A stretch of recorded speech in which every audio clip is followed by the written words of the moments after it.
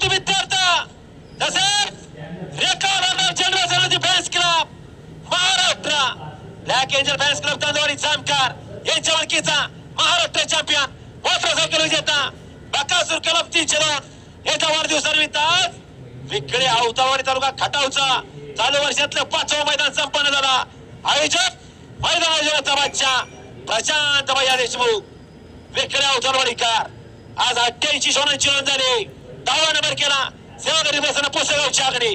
9वा number केला लमनगाव racing club तांबे टेंभुर्णीचा king fissure.